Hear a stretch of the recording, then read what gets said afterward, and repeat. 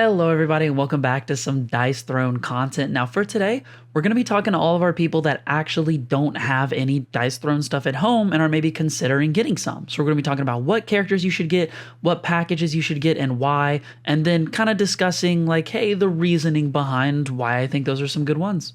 Now, sorry if I sound a little raspy today. I'm just coming off of a pretty sore throat illness type beat, and so it's going to be a little rough. Just bear with me on this one. Now, as you can see, we switched over to the desktop, and the first thing you're going to want to do is go to shop.dicethrone.com. Once you go there, you can quite simply hit shop up here. Obviously, there's a lot of other stuff you can scroll through and look through. Feel free. Honestly, their website's very well made and very well done. Once you get into the shop, there are some good options, such as the battle chest, the 2-player packs, and then some of the unique pre-order stuff that's going to be coming soon. Now, one thing I will mention is there is an accessories section with different things like different card sleeves. If you're the person that likes to sleeve your games, they have different play mats, a bunch of different stuff, figurines for adventures. I'm not really going to talk about any accessories today. This is purely me talking about the actual characters and what you should get in that realm. So to kind of kick us off, the first thing I actually want to mention is that for your first set of characters, honestly, the best advice I can give if you're completely fresh, you have no idea, just play and get what sounds the most interesting, okay? And I'm gonna give some recommendations, obviously, as we go through, but the best advice I can give because of how this game works is it's a character-based game. So if you're someone that really likes the idea of playing a pirate, then you should probably get the one pack that includes a cursed pirate to play as. Maybe you just like to be the big hulking barbarian and smash things, then get the barbarian pack, okay? At the end of the day, although I'm going to have suggestions and recommendations that I think are going to be better for certain people, you want to do what is fun for you. And for different people, different character archetypes are a good time. And to be honest, Dice Throne does a very, very, very good job at making their characters really play like and fit the archetype of the role and character you're playing. So again, kind of best advice I can give if you're not a super like statistical person that wants the exact perfect thing, going purely by flavor and what sounds fun to you is one of the best things you can do. Now, after saying that, I know some of you are like, Blaine, that's not what I came here for, quite simply, okay? And let me explain now the choices that you maybe should go for. So to explain their kind of system that they have, if you get these battle chests, basically what it does is it comes with the 8 characters from that season. So as you can see, getting something like the season 1 or season 2 battle chest for $100 saves you a good 20 bucks if you're planning on getting all 8, because these top row is the 8 that are included in this battle chest. So if you know that you're gonna want all of them from a season, you can save yourself 20 bucks, which is basically like a character and a third of another character for free, since they're about $15 each. So just something to keep in mind if you're that kind of person. Again, this top row here is your season 1 characters. These are going to be your season 2 characters. The only unfortunate thing is if you're wanting something like Santa versus Krampus, that is not available until the kind of Santa or Christmas time starts to hit. And then as for the Marvel characters, the only way to get those on the official store as of right now is getting the battle chest itself. And it comes with the 8 characters you can see here. You have Spider-Man, Thor, Loki, Captain Marvel, Black Panther, Doctor Strange, Scarlet Witch, and Black Widow. So let's say that you already know the battle chests aren't for you and you're just wanting to start off small to get at least 2 characters that you can play with your friend or partner or whatever the case may be to learn the game and have a good time. In that case, and especially if you are new to board games and you're really, really fresh and you're really just getting into the medium for the first time, these 2 options on the left side here are going to be your best ones. And you'll notice even at the top, it says recommended for new Dice Throne players. The main reason for that being is that these 4 characters, being Barbarian, Moon Elf, Gunslinger, and Samurai, are very, very simple in comparison to some of the other characters. A lot of these other characters are going to have mechanics that are pretty hard to understand and a lot of times are pretty hard to play properly.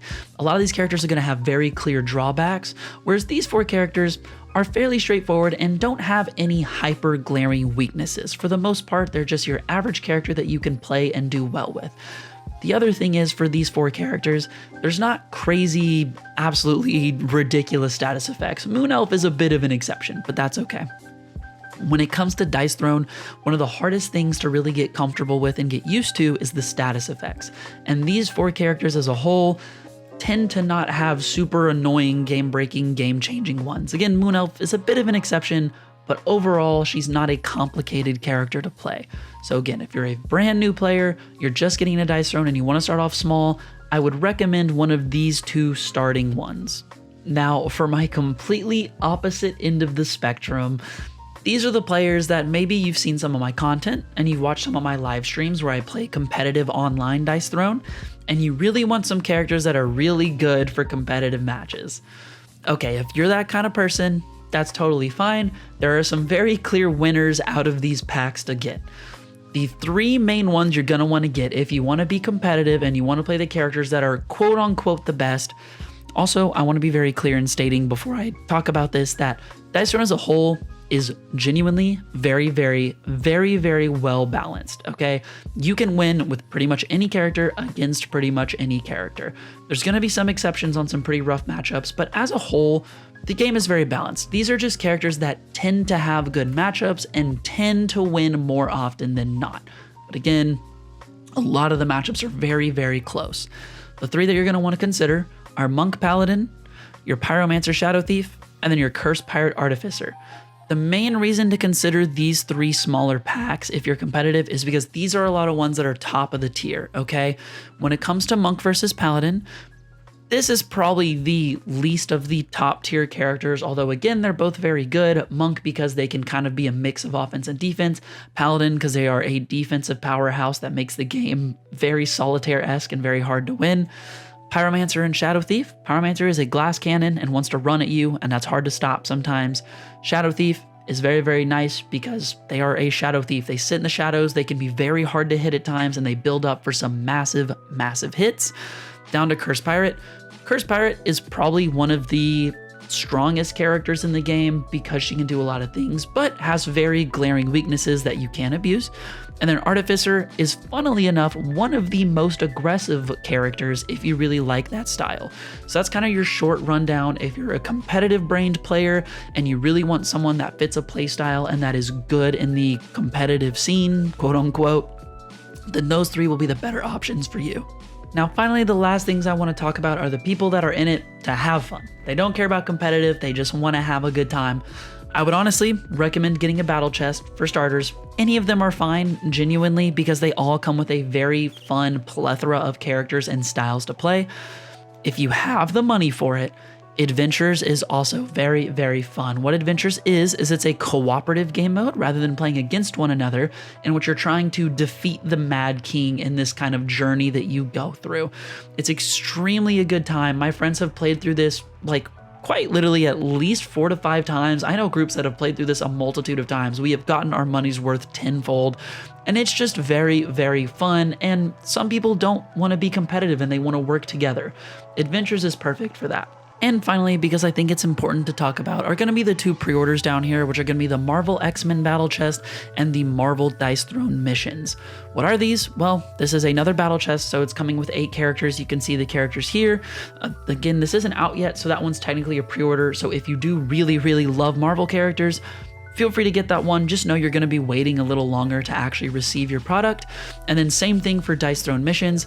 This is basically Adventures, but the main kind of kicker is that Adventures makes you play a legacy format game if you're familiar with board games, where you play through 8 sort of scenarios that build off of each other and you keep your deck. Missions is a little more individualized, and you can kind of start and stop and pick up wherever you want to, and you can just do one mission at a time, whichever ones you deem to be fun or exciting to do. So those are just some things to think about that, again, aren't released yet, but if they sound really, really fun, you can get them and just wait a little bit longer. So there you have it. For all of you new Dice Throne people, those are kind of the main recommendations I would have for depending on what kind of player you are, and hopefully you'll find as much joy as I have in it. I highly recommend Dice Throne to literally everybody because it's very simple to pick up, it's very easy to learn, and once you learn it, it's very rewarding as a new player because anybody can win. Even if you have that gamer in your life that is very try hard and really just like tries to learn the game and lock in, sometimes you just roll better and you still get to win, which is very, very fun. So hopefully this helped you out. Hopefully you have a better idea as to what to get. And if you like this Dice Throne content, please subscribe down below. We're going to be posting more weekly.